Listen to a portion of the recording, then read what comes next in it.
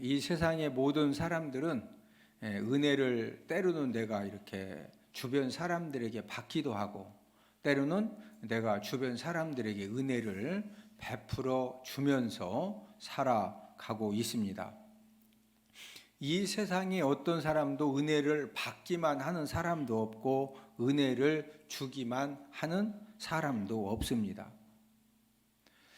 받은 은혜에 대해서 반응은 이제 크게 세 가지로 나누어지는데, 어떤 사람은 어떤 은혜를 이제 그 받은 거에 대해서 감사할 줄 알고 또 보답할 줄 아는 그런 사람이 있기도 하고, 또 어떤 사람은 받은 은혜에 대해서 감사한 줄은 아는데 보답할 줄 모르는 그런 사람도 있고, 어떤 사람은 받은 은혜에 대해 보답은 그만두고 감사한 줄도 모르는 그런 사람들도 있습니다. 미국 보스턴시의 스트로사라고 하는 청년이 이제 어떤 그 인생을 계획하는 가운데에서 워싱턴에 가서 소매상을 이렇게 하나 차리면은 진짜 이렇게 성공할 수 있는 그런 이제 이 아이템을 발견을 한 겁니다. 그런데 이제 가진 돈이 없어가지고 이제 그 지역에서 많은 돈을 벌고 있는 이 바턴이라고 하는 사업가를 찾아가서 이제 자기 어떤 비전을 이야기하면서 2,000불을 빌려 줄 수 있겠느냐고 이렇게 이제 부탁을 했더니, 이 바턴 사업가가 그러면은 2,000불을 이제 빌려 가려면은 담보물을 뭐 가져온 것이 있느냐. 그러니까 이 청년은 담보물이 없기 때문에 담보물로 드릴 것이 하나도 없다. 이렇게 이제 답변을 하니까 이 바턴 사업가가 담보물이 없이는 돈을 빌려줄 수가 없다. 그래서 이 청년은 이 연락처를 남겨놓고 집으로 돌아갔습니다. 그 청년이 돌아간 다음에 이 사업가 바턴은 그 청년의 비전을 들었기 때문에 왠지 이렇게 이제 관심이 가고, 그래서 동료 사업가들에게 이제 그 청년 이야기를 한 겁니다. 이거 어떤 청년이 찾아와가지고 이런 비전을 이야기하는데 담보물도 없이 2,000불을 빌려 달라고 한다. 그 이야기를 듣는 모든 동료 사업가들은 절대로 담보물 없이는 돈을 빌려주면 안 된다. 이렇게 이제 그 만류를 하는 겁니다.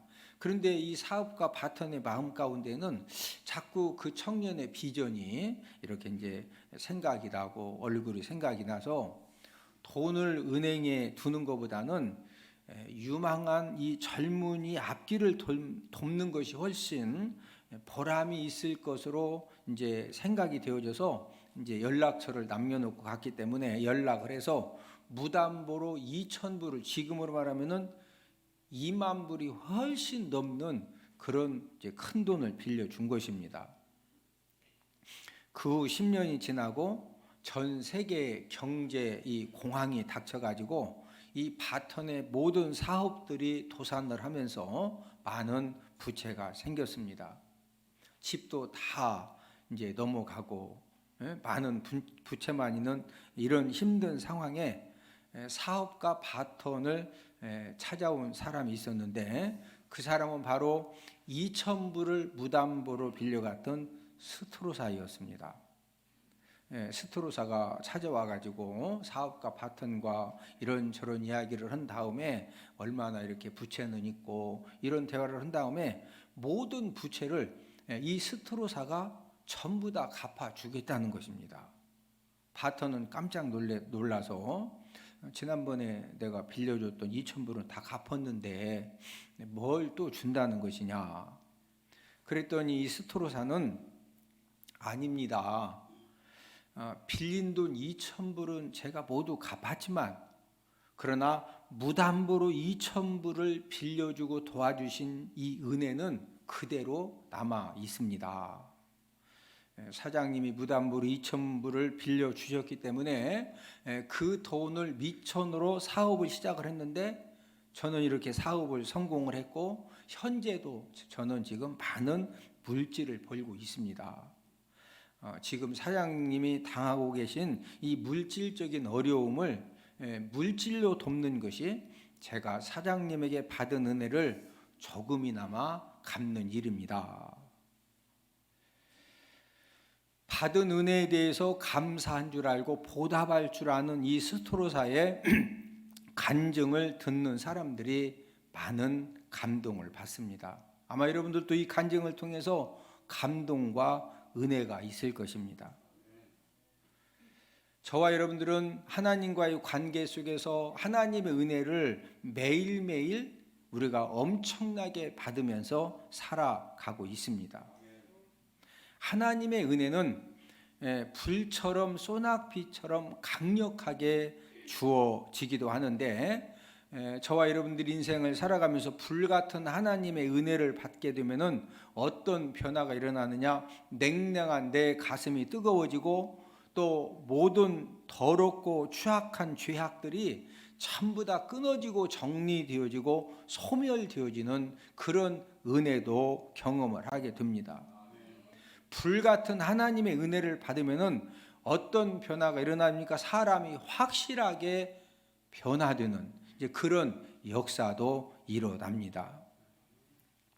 성경에 이 하나님의 은혜가 불같이 임하는 경우도 있지만은 소낙비처럼 임하는 이제 그런 말씀도 기록이 되어져 있습니다. 왜 하나님의 은혜를 소낙비로 이렇게 비유를 했느냐면은 이 팔레스틴 이스라엘 지방의 기온은 굉장히 이제 온도가 높습니다. 그래서 섭씨 40도가 넘는 그런 고온이 자주 나타나고 연중 비 내리는 강수량도 우리나라의 절반밖에 되지를 않습니다. 그래서 이스라엘은 항상 물이 부족하고 또 곡식을 심어 놓았을 때 가장 필요한 것이 물입니다. 곡식을 심었는데 물이 안 내리 없으면은요 전부 다 말라 죽어요. 그래서 그때는 비가 내리지 않으면은 하여튼 뭐 수돗물이건 우물물이건 아니면 먼 물이든지 갖다가 물을 줘야 뿌리를 내리고 또 이 곡식이 성장할 때도 물이 꼭 필요한데 이스라엘은 물이 항상 부족하기 때문에 곡식을 심어 놓고 또 그 곡식이 성장을 할 때 물이 없어 가지고 곡식이 타들어가는 그런 어려움을 많이 겪는 나라입니다. 이때 소낙비가 쫙 내려지면은요 죽어가던 그 이스라엘 땅의 모든 식물 생물들이 전부 다 살아나고 소생하는 그런 역사를 이제 이스라엘 이제 사람들은 너무나도 생활 속에서 많이 경험을 했기 때문에 하나님 아버지가 소낙비 같은 은혜를 주신다. 우리는 뭐 소낙비가 하도 많이 내리지 우리나라는 너무 많이 내려서 물난리도 나지만 이 이스라엘 사람들은 이 소낙비 같은 하나님의 은혜 하면은 이게 뭔 말인지 쫙 이해가 되거든요. 저와 여러분들에게도 소낙비 같은 하나님의 은혜가 내리면은 죽어가던 저와 여러분들의 모든 환경이 살아나고 물질이 살아나고 건강이 살아나고 가정과 사업장이 살아나는 그런 역사가 지금도 일어나는 줄로 믿습니다. 무슨 은혜가 임하면? 소낙비 같은 은혜가 임하면. 오늘 본문에서는 하나님의 은혜가 어떻게 이제 그 비유되어졌느냐면은 이슬로 비유가 되어졌습니다. 본문 호세아 14장 5절을 함께 읽습니다. 내가 이스라엘에게 이슬과 같으리니 그가 백합화같이 피겠고 네바는 백향목같이 뿌리가 박힐 것이라. 내가 이스라엘에게 이슬과 같으리니, 이 말은 이스라엘 백성들에게 하나님이 이슬과 같은 은혜를 주신다는 거죠. 여러분, 이 이슬이라고 하는 것은 매일매일 조금씩 꾸준하게 내리는데 이런 이슬을 하나님의 은혜로 설명한 구절입니다. 오늘은 이슬 같은 은혜라는 제목을 통해서 이슬 같은 은혜의 특징을 우리가 알아보면서 함께 은혜를 나누도록 하겠는데, 이슬 같은 은혜는 첫 번째로 지속적으로 내려주시는 은혜입니다. 이 팔레스틴 지역 이스라엘은 이제 연간 강수량이 600mm에 불과합니다. 우리나라 제주도의 연간 강수량이 1440mm 정도 되고 한강 유역은 1100에서 1300mm 정도 됩니다. 이스라엘은 우리나라의 절반 그 양밖에 비가 내리지를 않습니다. 그것도 10월부터 3일까지 집중적으로 내려지고 나머지 2월부터 9월까지는 비가 거의 오지를 않습니다. 그러면서 무더운 날씨, 이 40도를 넘는 그런 날씨들도 생겨지고 또 이제 이 보통 30도가 넘습니다. 굉장히 더운 그런 날씨가 계속 되어집니다. 그런데 이스라엘은 이제 호수도 갈릴리 호수 이제 하나밖에 없고 강도 이 요단강 외에는 큰 호수, 큰 강도 없습니다. 거기에다가 이 흙이 어떤 흙이냐면요, 이제 물이 우리나라는 저수지를 파죠. 저수지를 파가지고 비가 많이 내리면 저수지에다 물을 딱 가둬두죠. 그럼 가둬뒀다가 이제 필요할 때 사용을 하는데 이스라엘은 이 토양 자체가 물이 잘 스며드는 이제 그런 토양이기 때문에 저수지를 이렇게 포크레인으로 파서 물을 가둬놔도 물이 땅 속으로 전부 다 스며들어가. 그러니까 이 저수지를 만드는 일도 이제 불가능합니다.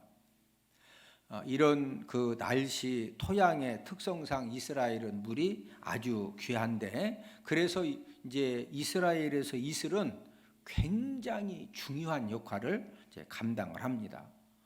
하나님은 이렇게 이제 모든 인생 만사에 이제 공평하신 하나님이기 때문에 피할 길도 이렇게 또 허락을 해주시거든요. 자, 이스라엘은 연중 강수량이 적은 반면에 뭐가 많이 맺히느냐? 우리나라보다 이슬이 훨씬 많이 맺혀요. 왜 이슬이 많이 맺히느냐? 낮과 밤의 일교차가 굉장히 심하기 때문에 우리나라보다 이슬이 훨씬 더 많이 맺힙니다. 그래서 이 이슬은 채소와 곡식에게 필요한 수분도 제공해주고 또 작은 짐승들이 섭취해야 할 그런 수분도 이슬이 제공을 해줍니다.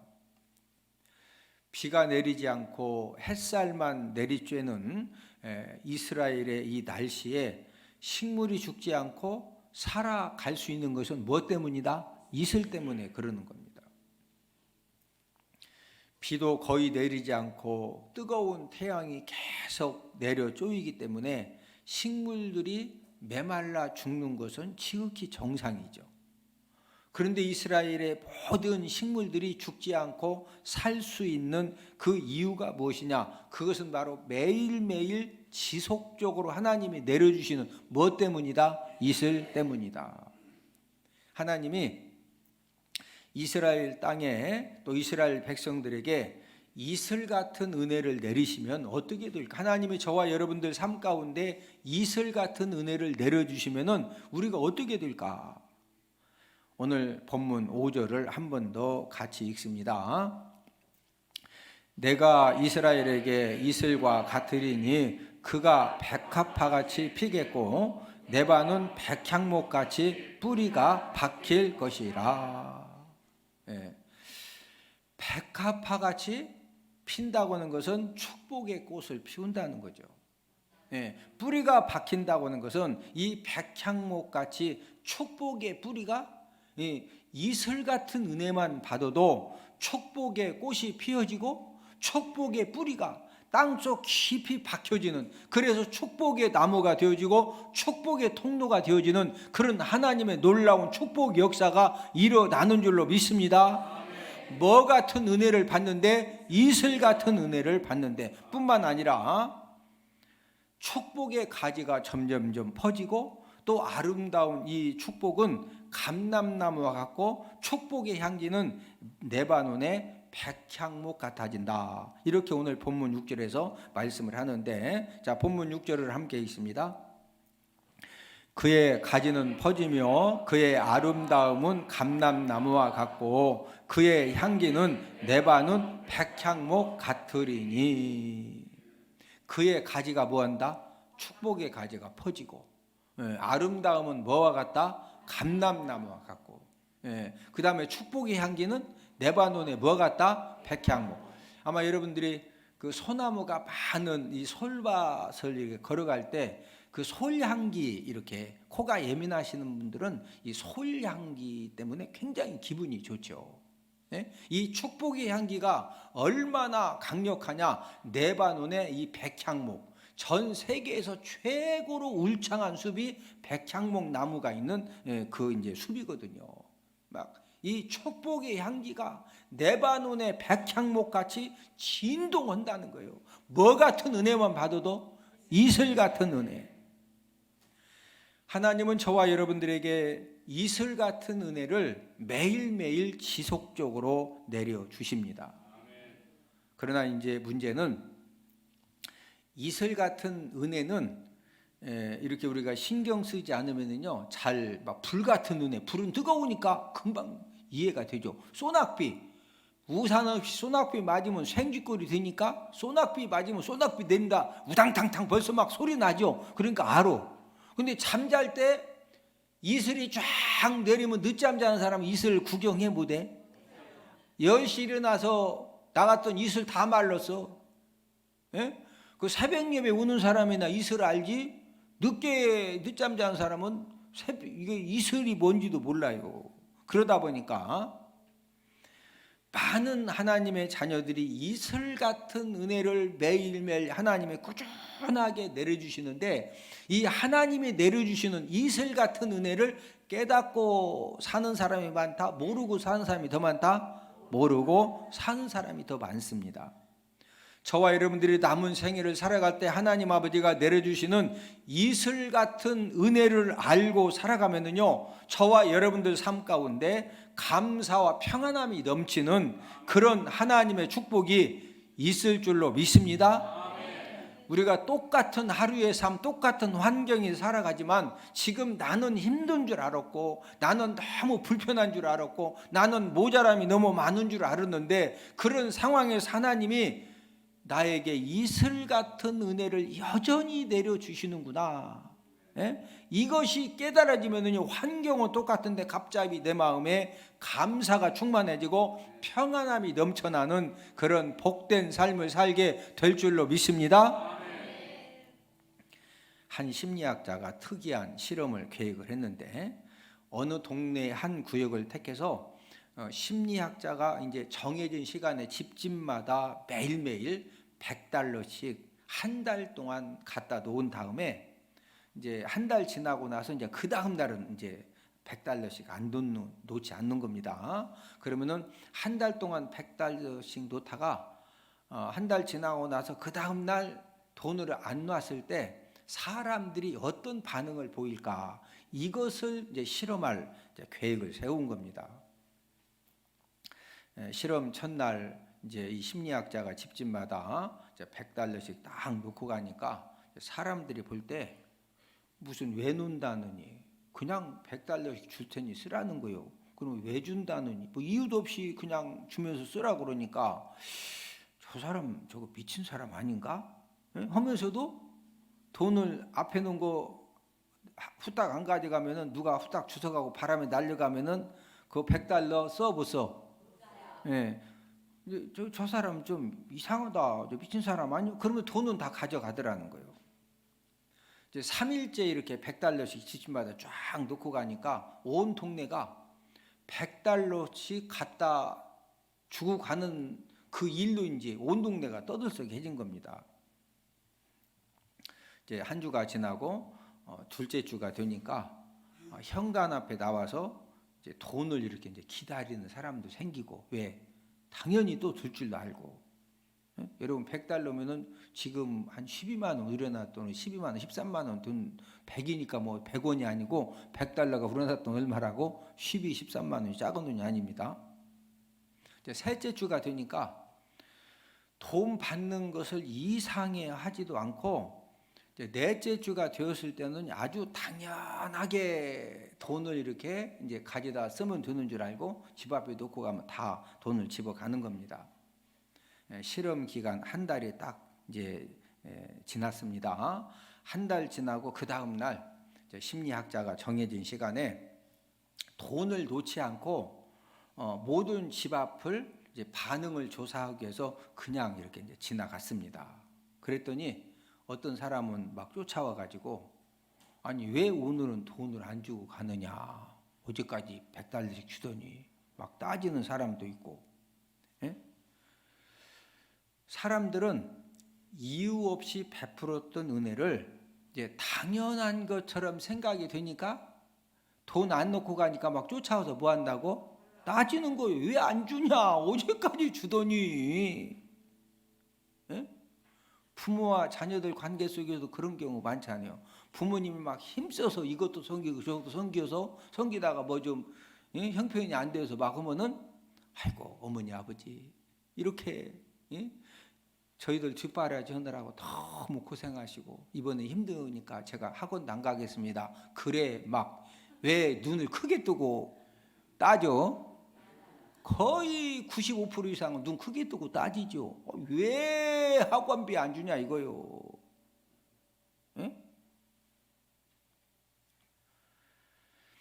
실험 기간 한 달이 지나도 주지 않았을 때는 지금까지 한 달 동안 받은 것에 대해서 고마워하기는커녕 주지 않는 것 때문에 속상해하고 서운해하는 사람들이 훨씬 더 많더라는 거죠.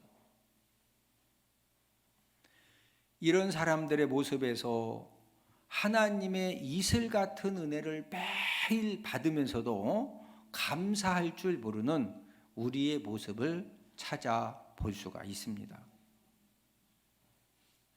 저와 여러분들이 인생 삶을 살면서 우리는 불같은 하나님의 은혜, 소낙비 같은 하나님의 은혜도 필요합니다. 그러나 이 불같은 이 소낙비 같은 은혜는 하나님이 항상 내려주시는 은혜가 아니고 특별한 경우에 이 불같은 은혜, 이 소낙비 같은 은혜를 내려주시는데 우리가 열왕기상 18장에 보면은 엘리야가 갈멜산에서 하나님 아버지 앞에 이제 850대 영적 전쟁을 벌일 때 하나님께 불의 응답을 달라고 했더니 하나님이 불을 내리셔 가지고 모든 그 재물을 전부 다 불로 태워서 응답해 주셨죠. 그 사건 이후에 예수님 제자 요한이 막 짐승 잡아놓고 불의 응답 달라고 기도한 적 있어? 그런 응답 주신 적 있어요? 없어요? 없어요. 그때 한 번이요. 맞죠? 자, 사도행전 2장에 마가 다락방에 120명의 성도들이 모여서 약속한 성령을 위하여 간구할 때 불의 혀 같은 성령을 특별히 내려주신 것도 그때 이제 그 사건이거든요. 우리 사도행전 2장 3절 함께 읽습니다. 마치 불의 혀처럼 갈라지는 것들이 그들에게 보여 각 사람 위에 하나씩 임하여 있더니 이 성령이 불의 혀처럼 갈라지는 것이 모든 사람이 하나씩 막 다 이렇게 있는 겁니다. 이런 것은 특별한 불 같은 은혜지요. 네. 자, 매일매일 복된 삶을 사는데 필요한 은혜는요 이슬 같은 은혜입니다. 뭐 같은 은혜? 매일 하늘에서 불이 떨어지고 매일 막 소낙비가 내리고 그러면 나중에는 뭐 누가 조금만 뭐라고 하면 까불고 있네. 내가 뭐 기도하면 막 하늘에서 불 떨어진다. 그럼 재물만 태우는 거냐? 너무 집도 다 태우나? 열받아가지고. 뭔 말인지 이해가 되셔? 네? 저와 여러분들이 매일매일 복된 삶을 사는 데는 뭐 같은 은혜가 더욱더 필요하다? 이슬 같은 은혜가 더욱더 필요한 거예요. 하나님이 저와 여러분들에게 매일매일 내려주시는 이 이슬은 무엇과 같을까? 신명기 33장 13절에 보면은요 하늘의 보물이라고 이렇게 말씀을 하셨는데 우리 신명기 33장 13절을 함께 읽습니다. 요셉에 대하여는 일러스되 원하건대 그 땅이 여호와께 복을 받아 하늘의 보물인 이슬과 땅 아래에 저장한 물과 하늘의 보물인 뭐? 이슬. 자, 저와 여러분들이 이슬 같은 은혜를 받는다고 하는 것은 하늘의 보물 은혜를 받는 겁니다. 이슬 같은 은혜가 작은 은혜다. 하늘의 보물 은혜다. 자, 그러면은 우리가 2023년도를 우리 하나님 아버지가 주신 신명 28장 12절 말씀처럼 하늘의 아름다운 보고의 문이 열어져서 하나님의 놀라운 축복의 은혜를 경험하려면요, 이슬 같은 은혜를 우리가 매일매일 우리가 받고 살면 되는 거예요. 자, 그럼 이슬 같은 은혜를 매일매일 계속적으로 받는 비결이 무엇일까요?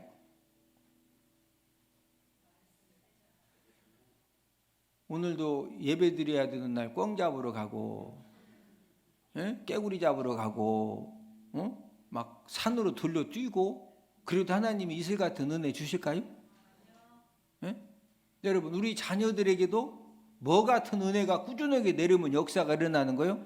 이슬 같은 은혜. 그러면은 저와 여러분들이 이슬 같은 은혜를 꾸준하게 받고, 또 우리 자녀들에게 이슬 같은 은혜를 꾸준하게 받을 수 있도록 우리 자녀들을 도와줄 수 있는 그 방법, 비결이 무엇일까요? 자, 요한계시록 1장 3절을 함께 읽습니다. 이 예언의 말씀을 읽는 자와 듣는 자와 그 가운데 기록한 것을 지키는 자는 복이 있나니 때가 가까움이라. 자, 이 예언의 말씀, 하나님의 말씀을 무하는 자, 어떤 자가 복이 있다? 하나님의 말씀을 성경 들고 다니는 자, 비고 자는 자, 읽는 자. 읽는 자는 뭐가 있나니? 복이 있나니. 그래서 우리가 하루에 성경 몇 장씩 읽자? 뭐 받으려고? 여러분, 우리가 하루에 꾸준하게 성경 3장씩 읽고 우리 자녀들에게 정말로 꾸준하게 성경 3장씩 읽도록 하는 것이요, 이게 쉬운 것 같지만 읽는 자가 뭐가 있다? 읽는 자에게, 하나님 말씀을 읽는 자에게 뭐 같은 은혜 주신다? 우리가 3장씩 읽어봐. 3장씩 읽다가 불 받아? 아니, 성경 3장 읽다가 막 불 받아서 뒤로 넘어간 사람 있어? 없어. 혹시 300장 읽다가 그런 경우는 잘 모르겠네. 매일 막 300장씩 읽다가. 여러분, 우리가 성경을 3장씩 꾸준하게 읽으면 하나님 아버지가 3장 읽을 때 분명히 단어를 통해서 은혜를 주시든 어떤 구절을 통해서 은혜를 주시든 은혜는 주셔요. 그 은혜가 막 불처럼 뜨겁지는 않아요. 그러나 은혜 주셔. 그게 뭐 같은 은혜요? 그게 이슬 같은 은혜요. 이슬 같은 은혜. 자, 이 예언의 말씀을 읽는 자와 그 다음에 뭐 하는 자? 듣는 자.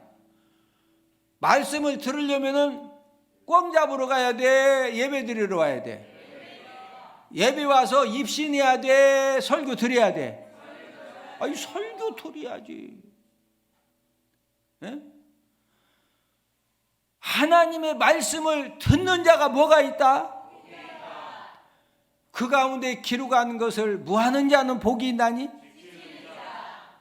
저와 여러분들이 이슬 같은 은혜를 계속적으로 매일매일 꾸준하게 받는 비결이 무엇이냐? 우리가 하나님의 말씀을 매일매일 꾸준하게 읽고, 하나님의 말씀을 드려야 될 열심히 듣고, 또 듣고 깨달았으면은, 읽고 듣고 깨달았으면은 그 말씀을 뭐하는 삶을 살면 된다? 지키는 삶을 살면. 두 번째로 이슬 같은 은혜는 어떤 고난 중에도 내려주시는 은혜입니다. 하나님의 자녀들이 갖고 있는 오해 중에 하나는 좋은 환경에서 살아야 하나님의 내가 은혜를 받고 살고 있다. 건강해야만 내가 하나님의 은혜를 받는 것이다. 내가 하는 무슨 일이라도 형통해야, 모든 것이 형통해야 하나님의 은혜를 받고 있는 것이다. 이렇게 편협된 그런 생각을 갖고 사는 사람들도 없지 않아 있습니다. 그러나 하나님은 저와 여러분들에게 이슬 같은 은혜를 내려주실 때, 저와 여러분들이 환난과 고난과 시험을 당할 때 하나님은 이슬 같은 은혜를 내려주십니다. 저와 여러분들 어떤 고난의 사건을 만나서 내가 고통의 밤을 새우고 연단의 터널을 지날 때도 하나님은 여전히 이슬 같은 은혜를 뭐 해주신다? 내려주셔요. 때로는 저와 여러분들이 사망의 골짜기를 지나는 것과 같은 그런 힘든 시간을 보내고 있어도 하나님은 여전히 이슬 같은 은혜를 하나님의 자녀들에게 내려주시는 줄로 믿습니다. 미국의 루즈벨트 대통령은 심한 근시를 가지고 있어서 항상 두 개의 안경을 이제 주머니에 넣고 다녔습니다. 하나는 책을 읽을 때 사용하는 돋보기고, 또 하나는 멀리 있는 물체를 볼 때 사용하는 이제 그런 안경이었습니다. 지금 이제 다초점 안경이 있기 때문에 안경 하나 가지고 다 해결이 되죠. 그러나 이제 그때는 이 다초점 이 렌즈 안경이 없기 때문에 미국의 대통령도 어쩔 수 없이 이제 안경 두 개를 가지고 이제 이 심한 근시를 해결을 해야 되는데, 이제 이 루즈벨트 대통령이 무거운 그 안경, 철로 된 안경집에 안경을 넣어가지고 이제 주머니에 넣고 다니는 것이 항상 이렇게 귀찮고 힘든 겁니다. 또 비서에게 맡겨도 비서가 안경 맡겨놨더니 당장 지금 안경을 뭐 해서 연설문을 봐야 되네, 가지고 후딱 화장실 갔네. 지금 같으면 핸드폰이라도 막 해서 빨리 오라고 하는데 그때는 핸드폰도 없어요. 그러면 비서가 막 변비까지 있어가지고 한 30분 있다가 오네. 그러면은 연설해야 되는데 보여 안 보여? 그러니까 불펜에도 항상 어디다 넣어갖고 다녀야 돼? 이 안주머니에다 넣어가지고 다니는 거니까 그냥 항상 귀찮고 힘든 겁니다.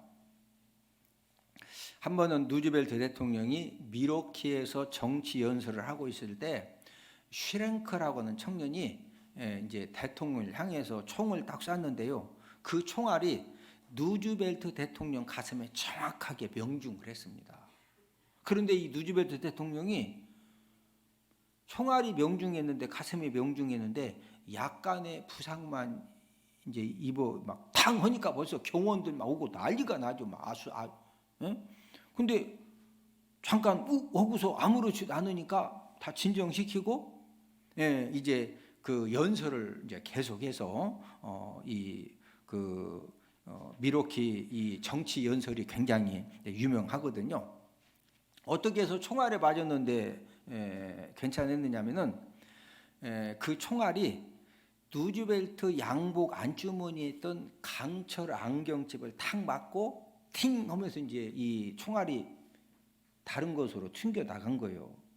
그러니까 평소 귀찮고 힘들게 여겼던 그 안경집이 루즈벨트 대통령이 뭐 구해준 거예요? 생명을. 만약에 눈 시력이 좋아가지고 그때 그냥 좋은 눈 가지고서 이렇게 그냥 막 이거 없이 했더라면 총알 딱 맞았을 때 그때 이렇게 틀림없이 죽었거든요. 심한 근시라고 하는 이 약함의 고난이 오히려 대통령이 뭐 구해줬다? 생명을 구해줬다는 거죠. 저와 여러분들도 인생 삶이 똑같습니다. 얼른 생각하면은 이슬 같은 하나님의 은혜를 받는 일이 별로 없는 것 같아. 또 우리는 항상 주관적인 기준을 가지고 모든 걸 판단하기 때문에 다른 사람보다 부족함도 많고 모자람도 많고, 항상 그런 것 같아요. 그러다 보니까 이슬 같은 막 소낙비 같고 불 같은 은혜는 깨닫는데, 이슬 같은 하나님의 은혜가 잘 깨달아진다, 안 깨달아진다? 안 깨달아. 그러나 하나님이 매일매일 내려주시는 이슬 같은 은혜를 깨달으면은요, 저와 여러분들이 어떤 미움과 분노 사건 속에서도 저와 여러분들의 마음이 감사하는 마음으로 바뀌어지면은 저와 여러분들 삶 가운데 하나님의 은혜와 축복이 넘쳐나는 그런 역사를 경험하게 될 줄로 믿습니다. 어린 소녀 니젤이 이제 그 모르는 남자에게 성폭행을 당했는데 임신이 된 겁니다. 그런데 어린 소녀 니젤은 이제 그 신앙, 하나님을 믿는 이제 그런 신앙심이 있기 때문에 신앙 양심상 낙태할 수가 없어가지고 이제 미혼모 보호소에 들어가서 딸을 낳은 다음에 그 다음에 이제 입양을 시키고서 다시 이제 사회로 나와서 생활을 했는데, 그리고 이제 이 소녀 니젤이 성장을 해가지고 신학을 공부해서 이제 목사가 되었습니다. 이제 목사가 되었지만 성폭행 당한 일, 또 미혼모 보호소에서 출산한 일, 또 그 딸을 입양시킨 이런 사실을 누구에게도 말하지 못하고 그냥 이렇게 이제 그 목회 사역을 감당을 했는데 26년이 지난 어느 날 그 입양 보냈던 딸이 여러 경로를 통해 가지고 생모 소재를 파악해 가지고 그 입양한 딸이 전화가 한 통 걸려온 겁니다. 전화를 통해서 이 딸은 자신이 성폭행 당한 불행한 아이로 태어났다는 것을 양 부모님을 통해서 전해 들었다는 거예요. 그러나 자기는 훌륭한 양 부모님을 만나서 또 대학도 졸업을 하고 또 좋은 남자를 만나서 결혼을 해서 지금 현재 딸도 낳았다는 겁니다. 그런데 이 친어머니 이 니젤은 이 딸의 전화가 전혀 기쁘지 않았다고 그래요. 왜 그러냐면은 그 딸의 전화를 딱 받는 순간 26년 전 자신을 성폭행한 그 남자에 대한 이 분노가 막 이렇게 마음에서 살아나기 때문에 그래서 항상 그 사건을 막 잊어버리려고 이렇게 노력을 했는데 딸 전화 받자마자 그냥 이게 막 살아나면서 이제 막 이 미움과 분노가 이제 그 살아나서 그래 이제 전혀 반갑지 않았다는 거예요. 근데 이 딸이 전화를 통해서 울면서 계속 이제 말을 하는데 어머니 그 어려운 상황에서도 저를 낙태시키지 않고 미혼모 보호소에 가져서 힘들게 저를 출산해 주시고 또 이렇게 훌륭한 부모님에게 이렇게 입양까지 시켜주셔서 이 딸이 너무 감사하다는 겁니다. 그러면서 그 딸이 계속적으로 하는 이야기는 제가 믿는 예수님을 어머니도 구원주로 믿고 구원 받으라고 전화를 드렸다는 거예요. 이 딸은 친어머니가 목사인 줄을 모르기 때문에 그래서 어머니 이제 그 소재를 파악이 되니까 미국은 우리나라처럼 이렇게 뭐 차 타고 2시간 가고 그러는 게 아니라 미국은 하도 커가지고 주가 다르면은요 미국에서 미국 가는데도 비행기 타고 막 7시간 8시간 가야 돼요. 엄청 나라가 큽니다. 그러니까 뭐 얘와 들을 때 차 타고 가면 왜 또 전화를 하냐고 그렇게 하지만 미국에서 사람 만나가 쉬운 게 아니에요. 이제 딸은 친어머니가 목사인 줄 모르기 때문에 그 어머니가 너무 이렇게 사랑스럽고 측은하기도 하고 그래서 이제 예수님을 이제 소개한 겁니다. 그 입양된 그 딸을 통해서 그런 이제 예수님 믿으라고 이런 그 전도를 받으면서 니젤 여자 목사님 이 마음속에 이 성폭행한 남자에 대해서 남아있던 그 미움과 증오가 눈 녹듯이 전부 다 그때 다 녹아내렸다는 거예요. 그러면서 딸 전화를 받고 나서야 내가 힘들었지만은 그 미움 보호소에서 딸을 출산하고 또 입양한 그 사실을 감사했다는 것입니다. 저와 여러분들도 나름대로 갖가지 힘든 고난 사건, 고난 상황을 만나는데 중요한 것은 저와 여러분들이 은혜 받는 하나님의 이슬 같은 은혜를 받을 수 있는 그런 자리에 서 있으면요, 하나님은 하나님의 때 어떤 방법을 통해서라도 그 모든 것들을 해결받을 수 있는 은혜를 꼭 허락해 주시는 줄로 믿습니다. 이슬 같은 은혜를 때를 따라서 우리가 받는 방법이 있는데 이슬 같은 은혜를 때를 따라서 우리가 이 받는 방법이 무엇이냐? 히브리서 4장 16절을 함께 읽습니다.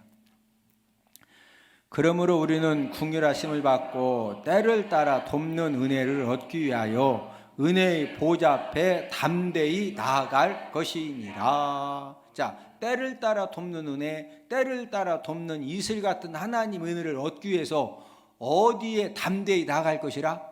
은혜의 보좌 앞에. 그 은혜의 보좌가 어디예요? 교회지요, 교회. 저와 여러분들이 예배 성공의 삶을 통해서 은혜의 보좌 앞에 나와서 우리가 신령과 진정으로 예배드리면서 하나님의 말씀을 들으면요, 하나님 아버지는 저와 여러분들 필요한 대로 하나님 아버지가 이슬 같은 은혜를 허락해 주시는 줄로 믿습니다. 우리 인생 삶이 백합화같이 아름다운 꽃을 피우고 또 레바논의 백향목같이 깊이 뿌리를 받고 또 거대한 이 나무로 자라나서 성전의 기둥의 자목처럼 존귀하게 사용받는 방법은 이슬 같은 하나님의 은혜를 받으면 됩니다. 자, 오늘 본문 5절을 한 번 더 읽습니다. 내가 이스라엘에게 이슬과 같으리니 그가 백합화같이 피겠고 레바논 백향목같이 뿌리가 박힐 것이라. 백합화같이 축복의 꽃이 피어지고 레바논의 백향목처럼 축복의 뿌리가 깊이 박혀서 거기에 축복의 열매를 풍성히 받는 비결은 뭐 같은 은혜 받으면 된다? 이슬 같은 하나님의 은혜를 받으면 됩니다. 이슬 같은 하나님의 은혜를 받으면은 지금 5절에서 약속한 이 축복 말고 또 이렇게 이제 다른 복도 하나님이 약속을 해 주셨는데 본문 7절을 한 번 더 읽습니다. 그 그늘 아래 거주하는 자가 돌아올지라 그들은 곡식같이 풍성할 것이며 포도나무같이 꽃이 필 것이며 그 향기는 레바논의 포도주같이 되리라. 풍성함에 복이 넘쳐나고 꽃이 피는 축복의 꽃이 피는 복을 받고 또 축복의 향기가 넘쳐나는 복을 받는 비결이 무엇이냐? 요한계시록 1장 3절을 한 번 더 읽습니다. 이 예언의 말씀을 읽는 자와 듣는 자와 그 가운데 기록한 것을 지키는 자는 복이 있나니 때가 가까움이라. 저와 여러분들이 이슬 같은 하나님의 은혜를 우리가 꾸준하게 받으면은요, 저와 여러분들 삶 가운데 내가 매일매일 받는 그 이슬 같은 은혜가 내가 지금 받는지 안 받는지 잘 모르는데 어느 날 하나님의 때가 되면은 거기에서 여러분 하나님의 놀라운 축복의 역사가 일어납니다. 이슬 같은 하나님 은혜를 받는 방법 3가지. 하나님의 말씀을 뭐 하는 자? 그래서 하루에 몇 장씩 읽자? 3장이 적은 것 같지만은 이게 모여 1년 한 10일 20일이면 1년에 성경 1독을 한다니까. 그 다음에 말씀을 뭐 하는 자? 듣는 자. 들으려면은 뭐 해야 돼? 예배 성공해야지. 예배 성공. 또 기록한 것을 뭐 하는 자? 지키는 자. 성령 하나님이 저와 여러분들 각자에게 필요한 대로 성령 하나님이 꼭 깨닫게 하십니다. 깨닫게 해주시면은 우리는 뭐 하면 된다? 지키면, 말씀에 순종하면은 하나님 아버지가 저와 여러분들의 환경과 저와 여러분들의 능력과 저와 여러분들의 모든 것을 초월해서 하나님 아버지가 약속하신 놀라운 축복의 역사를 일으켜 주시는 줄로 믿습니다.